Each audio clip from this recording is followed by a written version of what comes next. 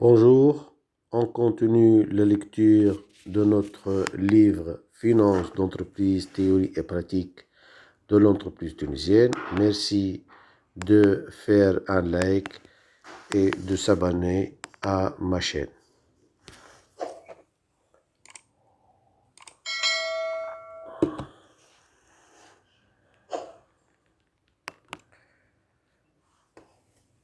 J'ai bénéfices avant intérêt, impôts, amortissement et provision. Donc, on continue l'analyse des marges et l'analyse du compte d'exploitation et de la manière dans laquelle le bénéfice est créé. L'EBITDA, bénéfice avant intérêt, impôts, amortissement et provision. C'est quoi ce EBITDA?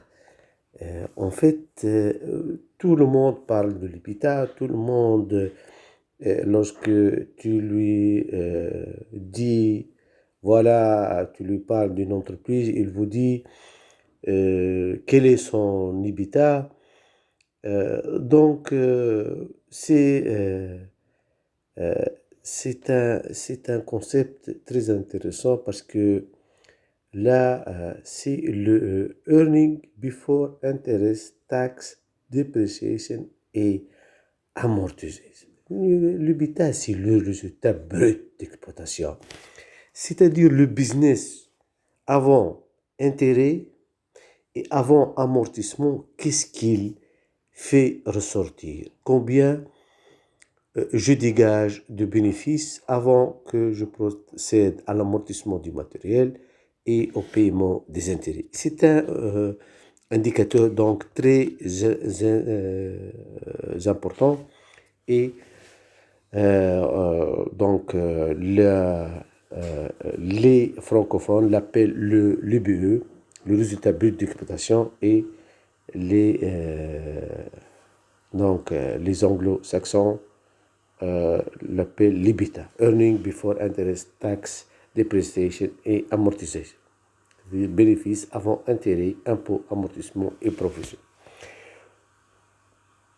Ou encore le résultat brut d'exploitation, ou l'excédent d'exploitation, le BE ou l'RBE, c'est la même chose, est un concept clé dans l'analyse des comptes de résultats. Les concepts que nous venons d'examiner, à savoir la valeur ajoutée, la production, relèvent davantage de la macroéconomie, comme on a expliqué.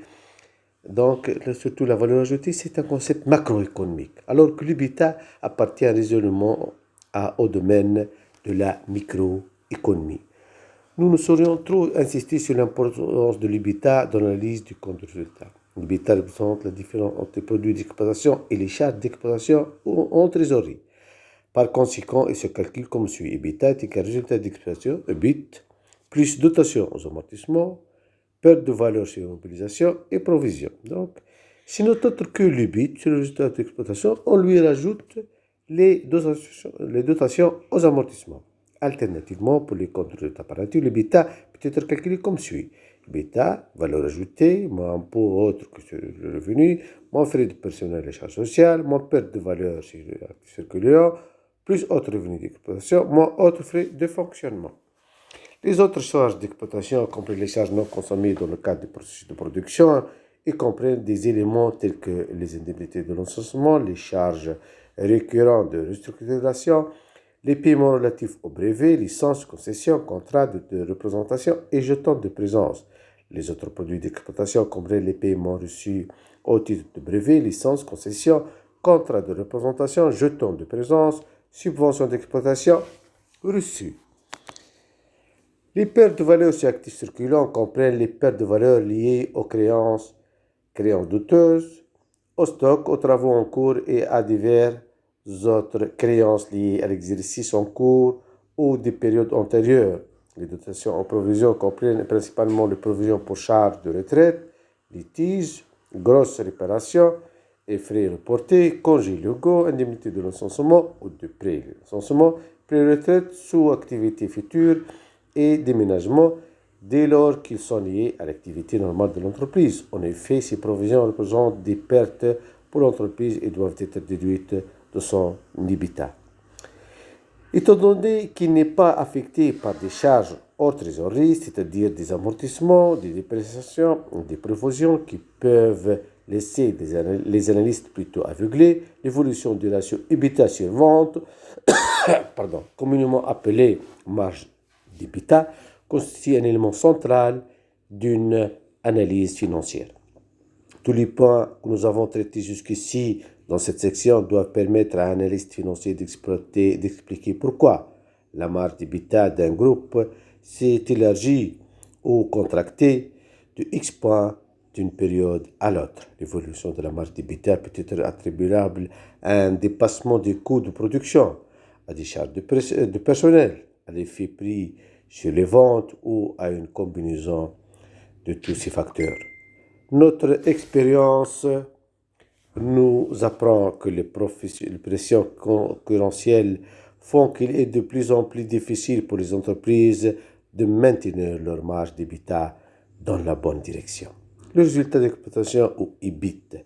Le résultat d'exploitation est un indicateur que les analystes utilisent dans le rapport du résultat opérationnel sur vente en tant que marge opérationnelle. Les bénéfices d'exploitation et l'EBITDA moins les coûts d'exploitation non monétaires, tels que les dotations aux amortissements et aux provisions. Il peut donc être calculé comme suit. EBITDA moins amortissement et provisions, plus écriture de dépréciation est égal bénéfice d'exploitation.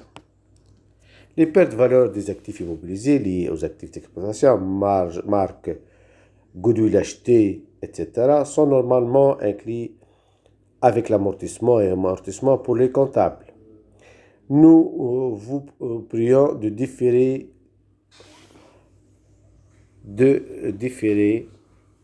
car les pertes de valeur ont normalement des éléments non récurrents et en tant que tel devraient être exclus par l'analyse du résultat opérationnel et relégués au bas de compte résultat.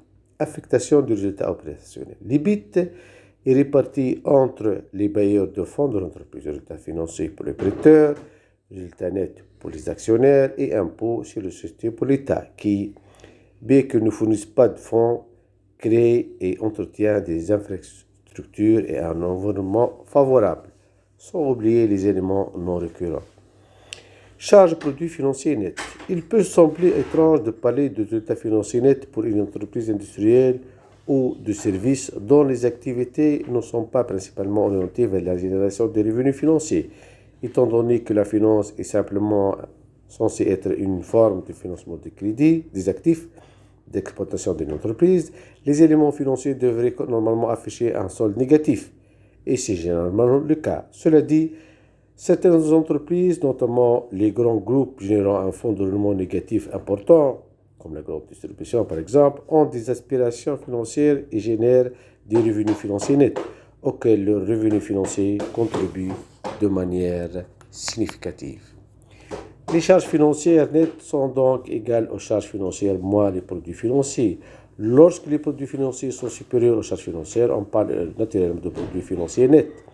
Les produits financiers comprennent les revenus des titres et des prêts inscrits en immobilisation. Il s'agit de tous les revenus perçus sur les investissements autres que les participations, c'est-à-dire les dividendes et les intérêts d'emprunt. Les autres intérêts et revenus assimilés, c'est-à-dire les revenus de prêts commerciaux et autres, les revenus des valeurs mobilières de placement, les autres revenus financiers, les reprises de certaines provisions et charges transférées, à savoir les reprises de provisions, de dépréciation sur les éléments financiers et enfin les reprises de charges financières transférées, les gains de change sur la dette, les revenus nets de cession de valeurs mobilières de placement, c'est-à-dire les plus-values, les charges financières comprennent les intérêts et charges connexes, les pertes de change de la dette, charges nettes sur cession de valeurs mobilières de placement, c'est-à-dire moins-value de cession de valeurs mobilières de placement, amortissement des primes de remboursement des obligations, les dotations aux provisions pour risques et charges financiers et les dépréciations sur placement. Lorsque l'entreprise utilise des passifs financiers sophistiqués et des techniques de gestion de trésorerie, nous conseillons au lecteur d'analyser attentivement ces produits charges financiers nets.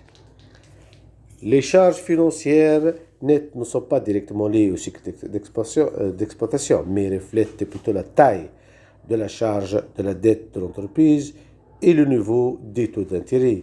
Il n'y a pas d'effet volume au prix à constater à ce niveau. Le résultat avant impôt correspond à la différence entre le résultat opérationnel et les charges financières nettes des produits financiers. Éléments non récurrents. Selon les principes comptables, les entreprises sont autorisées à inclure plus ou moins d'éléments dans la ligne des éléments exceptionnels extraordinaires. L'International Accounting Standard Board a décidé d'inclure les éléments extraordinaires et exceptionnels dans le résultat opérationnel sans les identifier comme tels. Néanmoins, la nécessité réelle d'une telle distinction a conduit un grand nombre d'entreprises déclarant en IFRS à présenter un résultat opérationnel courant. Avant la ligne de résultat opérationnel, les éléments non récurrents doivent être définis au cas par l'analyste. L'un des principaux énigmes pour l'analyste financier est d'identifier si un élément extraordinaire ou exceptionnel peut être qualifié de récurrent ou non récurrent. S'il est récurrent, il se reproduira encore et encore dans le futur. Il n'est pas récurrent. S'il n'est pas récurrent, il s'agit simplement d'un élément ponctuel. Sans aucun doute, les éléments exceptionnels et les résultats des activités abandonnées sont des éléments non récurrents. Les éléments exceptionnels sont beaucoup plus délicats à analyser. Dans les grands groupes, les fermetures d'usines, les provisions pour structuration, etc., ont tendance à se produire chaque année dans des divisions ou des pays différents et doivent par conséquent être traités comme des éléments récurrents. Dans certains secteurs, les éléments exceptionnels font partie intégrante de l'activité. Les éléments exceptionnels doivent alors être analysés comme des éléments récurrents et à ce titre inclus dans le résultat opérationnel. Pour les petites entreprises, les éléments exceptionnels ont tendance à être des éléments ponctuels et en tant que tels doivent être considérés comme des éléments non récurrents.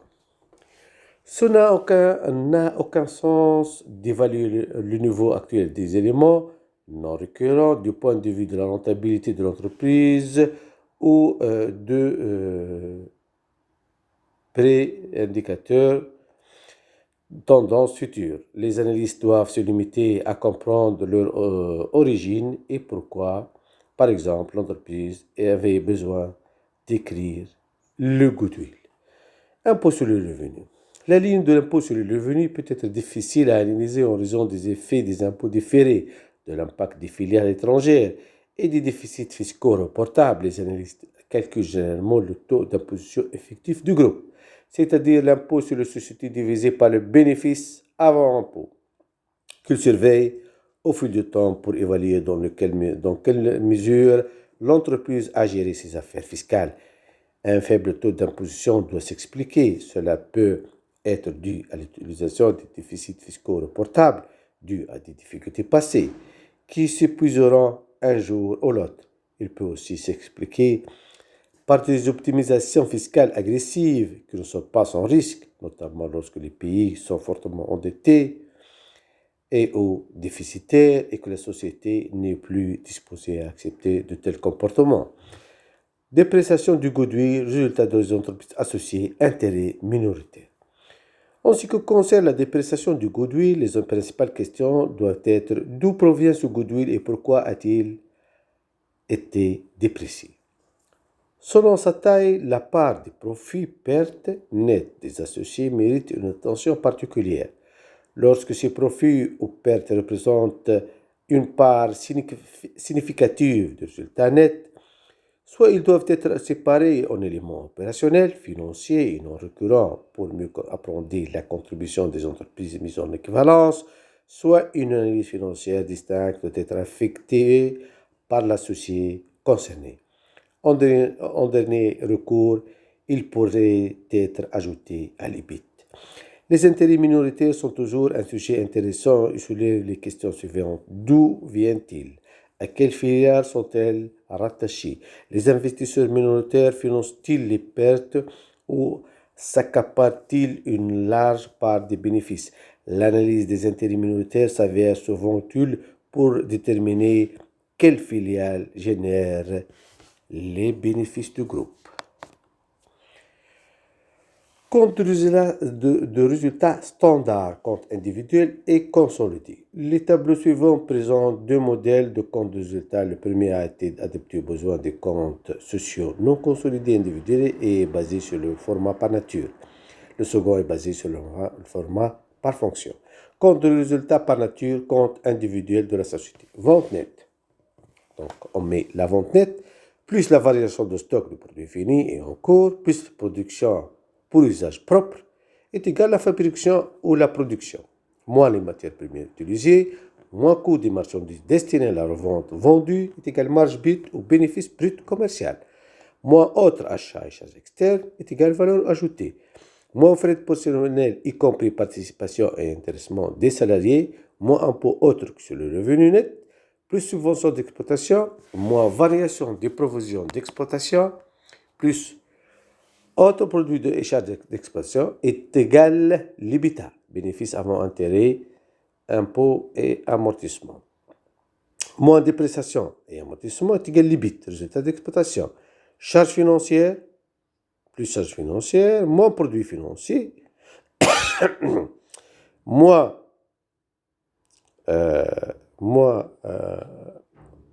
plus-value ou moins-value nette sur cession du valeur mobilier de placement, plus variation de provisions financières, est égal charge financière nette. A moins B, bénéfice avant impôt et éléments non récurrents.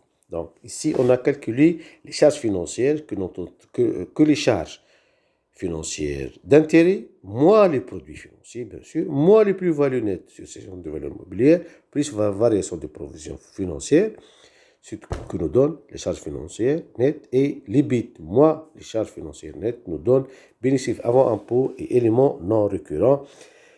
Éléments non récurrents dont dépréciation sur l'immobilisation, puis impôt sur les sociétés est égal revenu net ou bénéfice net. Donc, on va illustrer tout ça dans cet exemple. Vente nette moins coût de vente est égal marge brute, frais de vente et marketing, moins frais généraux et d'administration, plus ou moins autres produits et charges d'exploitation, ensemble, est égal résultat opérationnel récurrent. C'est-à-dire, récurrent, il se reproduit chaque année, parce que les éléments non récurrents seront mis en bas. Charge financière nette, on a vu sa définition, en 6 mois, est égal résultat courant avant impôt, plus ou moins revenu de participation, plus ou moins éléments non récurrents, moins dépréciation du goodwill, moins impôt sur les sociétés est égal résultat net. Moins intérêt minoritaire est égal bénéfice net attribuable aux actionnaires. Donc, merci pour votre attention et au revoir.